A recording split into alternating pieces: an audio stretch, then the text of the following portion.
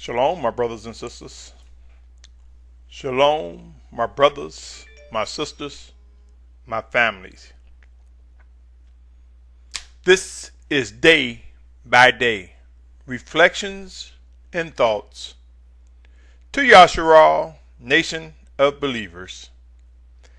My name is Symmanayah, and if you're tuning in for the first time, you will come to know that Yashar'al, of whom I reference as my brothers and sisters, as my family, are all those who seek to do the will of Almighty Yahuah, who come to accept Yahusha as Mashiach, as our Messiah, who understands that it is through Yahusha that we are made one.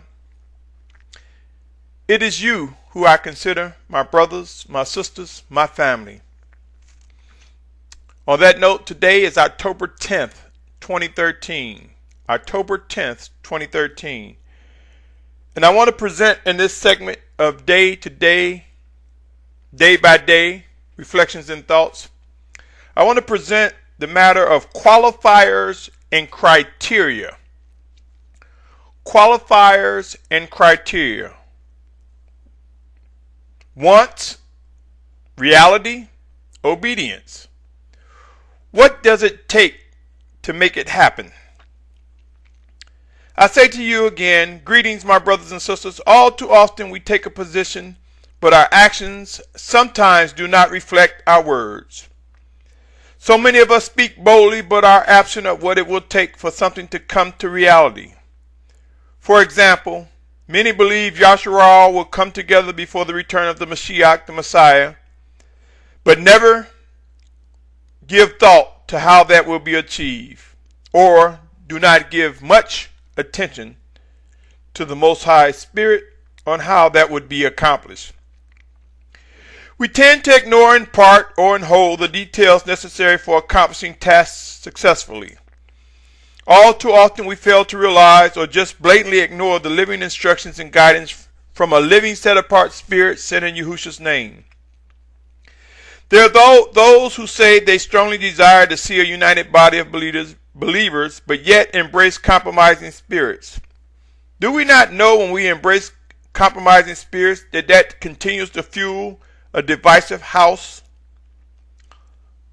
Do we not know that by coming away we can come to discover those who have the strength, courage, and fortitude to stand strong until such time as the Master, Yahusha, reproves and correct and discipline us such that we can be seen or joined together as one body?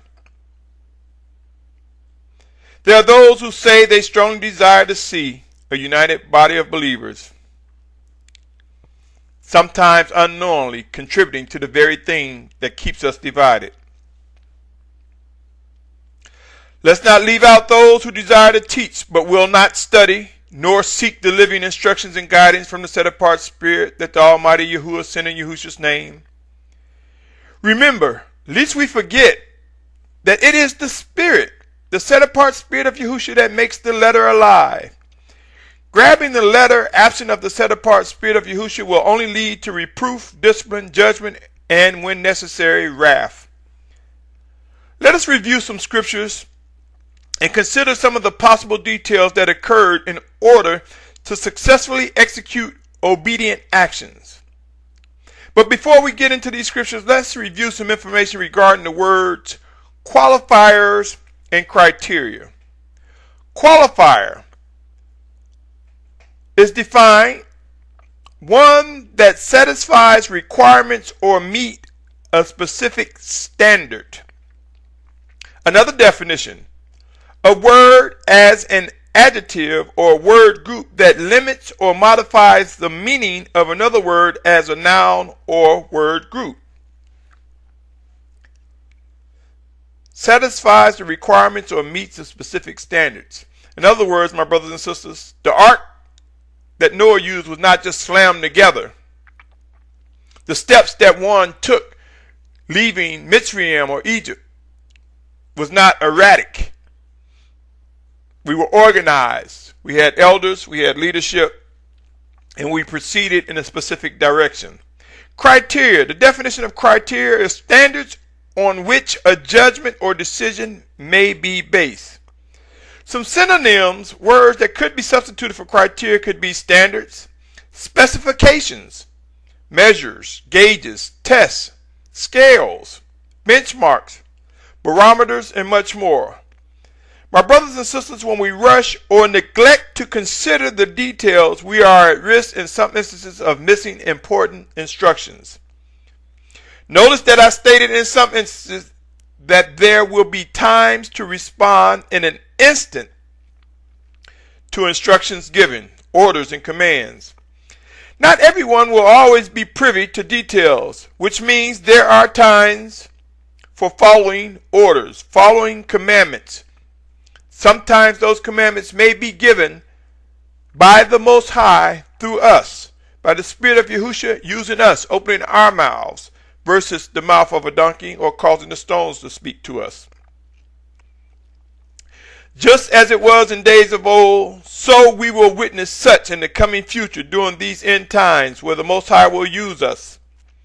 Pray and watch. He will provide details and specific instructions on what must be done to accomplish his task. Let us come to establish a ready mind, body, and soul to respond with accuracy as ordered in or commanded by our Mashiach, our Messiah, and Sovereign Yahusha. As we move forward, let's continue on the subject of qualifiers and criteria. Let's review some examples. In the 6th chapter of Joshua, verses 1 through 17, and some may say Yehoshua, chapter 6, 1 through 17, it reads as follows. In Jericho, or Jericho as some of you may know it, was shut up tight because of the presence of the sons of Yashar'al, none going out, none coming in. And Yahuwah said to Yehoshua, see, I have given Jericho and its sovereign, mighty, brave men into your hands, and you shall go around the city, and all the men of battle going around the city once. Do this for 6 days. Now notice he said for 6 days. And there's a reason why I pause. As we continue, Joshua 6, chapter 4th verse. And let 7 priests bear 7 ram's horns before the ark, and on the 7th day go around the city 7 times while the priests blow the horn. Verse 5. And it shall be when they make a long blast with the ram's horn, and when you hear the sound of the horn, that all the people shout with a great shout, and the wall of the city shall fall down flat, and the people shall go up, every man straight before him.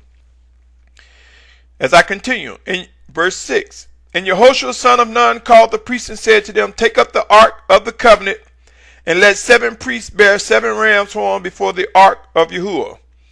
And he said to the people, pass over and go around the city, and let him who is armed pass over before the ark. And it came to be when Yehoshua had spoken to the people that the 7 priests bearing the 7 ram's horn before Yahuwah passed over and blew the horns, and the ark of the covenant of Yahuwah went after them. And the armed men went before the priests who blew the horns, and the rear guard came after the ark going on and blowing the horns. But Yehoshua had commanded the people, saying, do not shout or cause your voice to be heard, nor let any word come out of your mouth until the day I say to you, shout, then you should shout. Specific qualifiers, specific instructions. The ark, and now I'm on 11, still chapter 6 of Yehoshua or Joshua. The ark of Yahuwah went around the city, going around once. They came into a camp and stayed in the camp. And Yehoshua rose. Now notice this, it says, early in the morning, and the priest took up the ark. It says early in the morning. Now be mindful of that. And 7 priests bearing 7 rams' horns before the ark of Yahuwah were walking, going on. They blew the horns, and the armed men went before them, but the rear came after the ark of Yahuwah, going on and blowing the horns. Now notice here, 14, it say the 2nd day. Now remember, 12 say early in the morning. Now the 2nd day they went around the city once and returned to the camp. Thus they did 6 days. And it came to be on the 7th day. Notice it say on the 7th day they rose early. Be mindful of the word early. About the dawning of day. Dawning of day, early morning. And I stress that, my brothers and sisters, because so many people believe that the Shabbat is to be guarded, celebrated, and honored from evening to evening. They miss so many scriptures that talk about the early morning, the dawning of the day, and then some people say, well, that just means daylight. That doesn't mean counting a day. Well, my brothers and sisters, it is the Spirit of Yahusha that will make alive his righteousness and his ways and definitions and his right rulings. So be mindful. Going back to these specific instructions, back at 15, it came to be on the 7th day they rose early about the dawning of the day and went around the city 7 times this way. Only on that day they went around the city 7 times. And it came to be on the 7th time when the priest blew the horns that Yahushua said to the people, shout, for Yahuwah has given you the city. And the city shall be put under the ban, and it and all put under the ban, it and all that is in it belongs to Yahuwah. Only Rahab the whore is to live, she and all who are with her in the house, because she hid the messengers that was sent. If we take a detailed look at this, my brothers and sisters, one, we see an example of how days are counted. I'm not going to get on the subject of trying to measure a day in detail, but just think about that and pray about that and seek deliverance or reinforcement. If you believe a day goes from evening to evening, then by all means carry on in your steps. But remember, we are told to guard the Shabbat. We are told to worship and obey. And if we cannot measure a day correctly, how then can we be obedient to the Most High in any instruction that regards measuring a day or our days? Anyway, if you look at Joshua 6, 1 through 17, we can discover some interesting things. There had to be focus on the Most High Father Yahuah. One must also be aware of current conditions. Remember, the scripture said that they were surrounded by Jericho. So they had to be aware of the current conditions in their environment. They had to be aware that they were indeed had surrounded the city of Jericho. It was important to navigate to the right city. What if they would have said, oops, this is not Jericho. We went the wrong way. That did not happen. It absolutely did not happen. So, one of the details, they had to know where Jericho was. They had to know where they were going. They must have the tools to accomplish the task, i.e., the ram's horn. If they didn't have any ram's horn, how could they obey by blowing such? They also had to have the ark, for they were instructed how the ark played a role in the conquering of Jericho. They had to make sure the priest was in good health to march and blow the ram's horn. They had to make sure the priest was strong enough to bear the ark on their shoulders. They had to know when the day began in order to count and follow instructions with precision. They had to know how to follow instructions of a leader. Know when to be silent. Remember, Yahushua told them to be quiet. Don't let their voices be heard. Yes, they were blowing the ram's horn, but in terms of talking, they were instructed to be quiet until he spoke and told them to shout. So there had to be people who can follow commands and obey instructions. There had to be individuals who remember that the ark was supposed to be carried on the shoulders.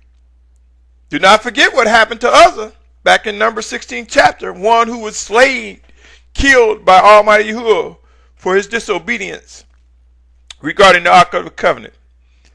Examine these words carefully. I'm quite sure you can pray and discern and come to receive that there were details, precision, there were measurements, there was a sense of direction, there was a sense of structure, order, and discipline in this example in Joshua 6 chapter 1 through 17. Read it again if you must.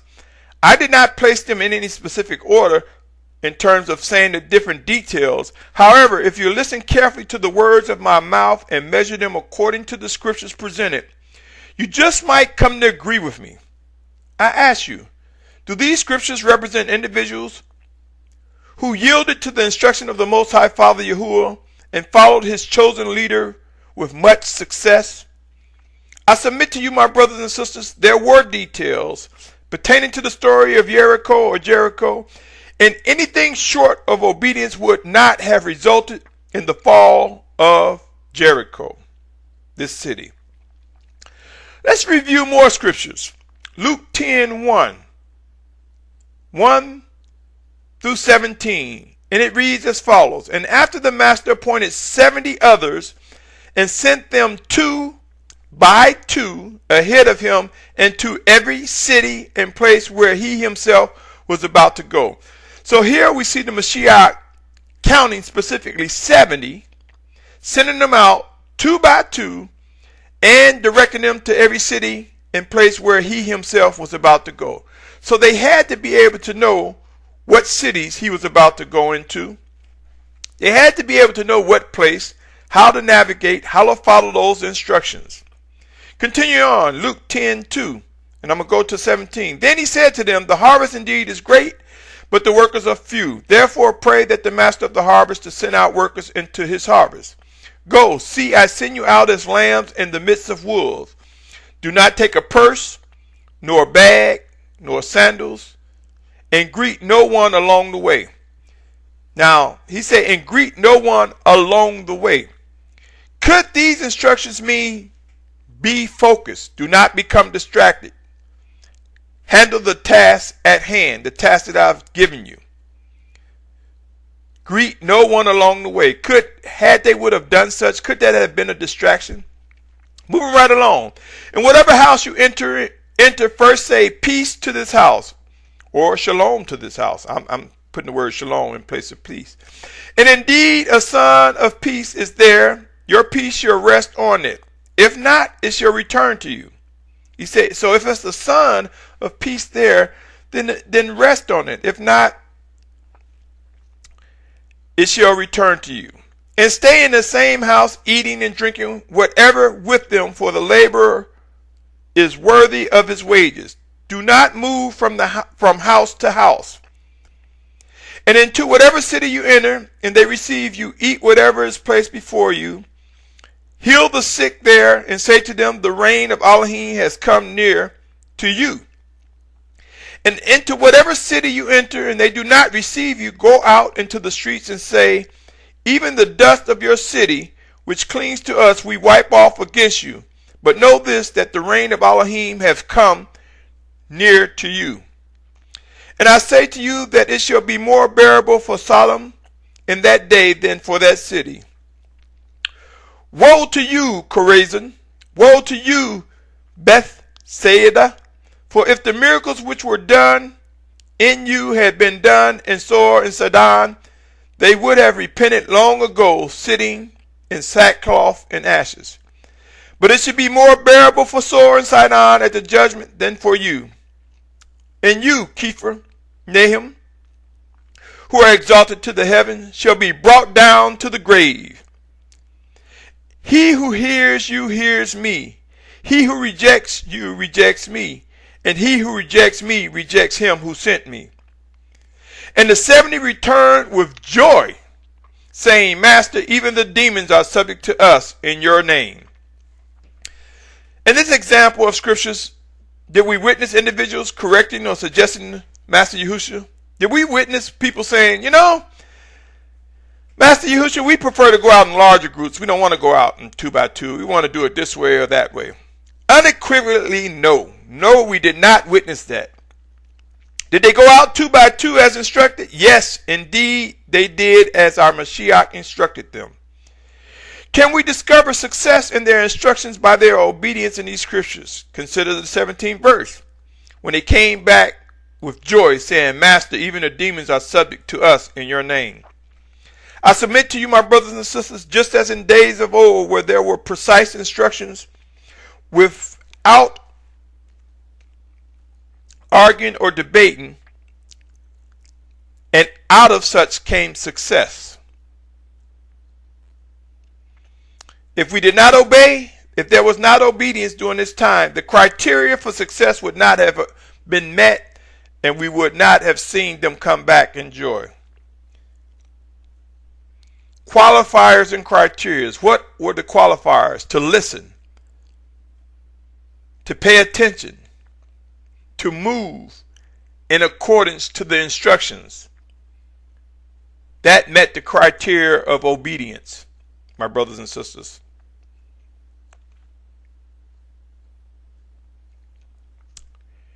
Consider our current condition as a body of believers. A body of believers who seek to do the will of the Most High Father Yahuah. Have we grown to a point where we are functioning as a body of one in Him? Is it possible that we must go through some training and development to bring us to a point where we function with precision, or at the very least a little more perfected than our current state? Is it possible our ears and eyes will become open, clearer, such that we respond with a ready mind as guided by the living Spirit of Yahusha? I strongly encourage each of us to come to know the true meaning of being humble in or humility. It is having discernment and understanding, as well as the strength to hold your ground with righteous things, and the courage and fortitude to repent when errors are detected, when we make mistakes. I say courage and fortitude because some of us fear that if we make a mistake, or if we admit and confess, that we're just going to be cast out and we cannot move forward like we once did. Let us not be afraid. Let us walk in courage and strength.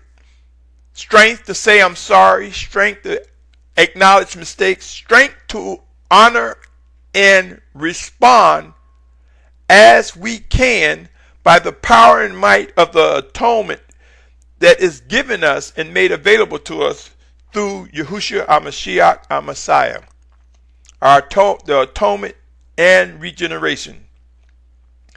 You see, his atonement covered. He shed his blood and it covered the mistakes that we would make. In his resurrection, we see that the Father in John 14:26 sent his set-apart Spirit in Yahushua's name. So we see that he teach and bring things to remembrance, as described in scriptures. Beware of self-appointed leaders who throw the words humble and humility at you just to get you to give into their leadership in or erroneous teachings. Let us learn how to come away from those with hidden agendas. Let us learn to display the fortitude, courage, and strength to move out and away from those who prove not to be led by a living, set-apart Spirit sent in Yahushua's name, by the Almighty Father Yahuah. My brothers and sisters, I cannot stress enough how there is much work to be done. Work that will be done, work that is, and will be ordered from the Spirit of Yahusha regarding our tasks for these end times. Yashar'al will be gathered from the four corners of the earth before the return of the Mashiach, our Messiah. And yes, there will be a final gathering of all, including those who sleep or are dead, upon Yahushua's return. However, I, along with many others, believe we will witness a demonstration of an awakening nation of those who seek to worship and obey the Most High Father Yahuah before our Mashiach's return as well. All scriptures will be fulfilled. All that is promised by the Most High Father Yahuah will come to be. Pray and watch, my brothers and sisters. Please, let us earnestly establish a ready mind, body, and soul to grow in maturity, to improve in our worship and obedience to He that is the beginning and the end. Yahuah is His name. The Almighty Father Yahuah sent His set-apart Spirit in Yahushua's name. Let us not forget the Spirit of Yahushua will teach, bring things to remembrance as necessary according to what is written. Let us not be remiss in knowing that in our worship and in obedience, this is how we lift up Yahushua, and by lifting up Yahushua, He will draw all men to Himself.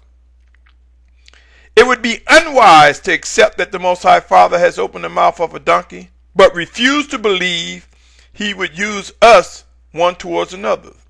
It would be unfruitful to think the Most High Father is going to ignore us and cause the stones to cry out,